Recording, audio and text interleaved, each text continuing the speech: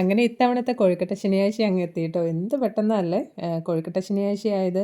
ഏം, അങ്ങനെ എല്ലാ തവണത്തെ പോലെ തന്നെ ഈ തവണയും നമ്മൾ കുറച്ച് കൊഴുക്കട്ട ഉണ്ടാക്കാനായിട്ട് ഒരു പാൻ അടുപ്പത്ത് വെച്ച് ശകലം തേങ്ങ ചിരകിയതും പിന്നെ ഈ തവണ ഞാൻ ശർക്കര പൊടിയാണ് ഉപയോഗിച്ചത്. അതും കൂടെ ഇട്ട് തേങ്ങ വിളയിക്കാൻ വെച്ചു കേട്ടോ. അതിലേക്ക് കുറച്ച് ഏലക്കായും അതുപോലെ ചെറിയ ജീരകം കൂടെ പൊടിച്ചങ്ങിട്ട് കൊടുത്ത് അങ്ങനെ നമ്മുടെ തേങ്ങ വിളയിച്ചത് ഇവിടെ റെഡിയായിട്ടോ. പിന്നെ കൊഴുക്കട്ട ഉണ്ടാക്കാനായിട്ട് കുറച്ച് ഇടിയപ്പപ്പൊടി ഒരു പാത്രത്തിലേക്ക് ഇട്ട് കൊടുത്ത് കുറച്ച് ഉപ്പും തിളച്ച വെള്ളം കൂടെ ഒഴിച്ച് നന്നായിട്ട് കുഴച്ചെടുത്തു കേട്ടോ.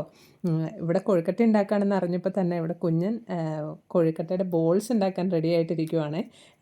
പിന്നെ ഞാൻ എപ്പോൾ കൊഴുക്കട്ട ഉണ്ടാക്കിയാലും കൊഴുക്കട്ട ഉരുട്ടി കഴിയുമ്പോൾ കുറച്ച് വെളിച്ചെണ്ണയും കൂടെ തടവി കൊടുക്കും കേട്ടോ. അപ്പോൾ അത് പൊട്ടിപ്പോവില്ല.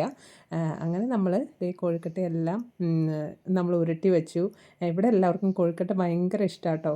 കൊഴുക്കട്ട ശനിയാഴ്ച മാത്രമല്ല, ഇടയ്ക്കിടയ്ക്കൊക്കെ നമ്മളിങ്ങനെ ഉണ്ടാക്കാറുണ്ട്. പിന്നെ എപ്പോൾ കൊഴുക്കട്ട ഉണ്ടാക്കിയാലും ഇതുപോലെ തേങ്ങ വിളയിച്ചുണ്ടാക്കുമ്പോൾ അതിൻ്റെ ടേസ്റ്റ് ഒന്ന് കൂടും കേട്ടോ. അങ്ങനെ ഇഡ്ഡലി ചെമ്പിലേക്ക് നല്ല തിളച്ച വെള്ളം കെറ്റിലിൽ നിന്ന് ഒഴിച്ച് കൊടുത്ത് അങ്ങനെ കൊഴുക്കട്ട പുഴുങ്ങാൻ വെച്ചു കേട്ടോ. കൊഴുക്കട്ട അവിടെ വേവുന്ന സമയം കൊണ്ട് ഈ തവണ നാട്ടിൽ നിന്ന് വന്നു കഴിഞ്ഞപ്പോൾ കുറച്ച് കാഷ്യൂനട്ട് വറുത്ത് കൊണ്ടുവന്നായിരുന്നേ.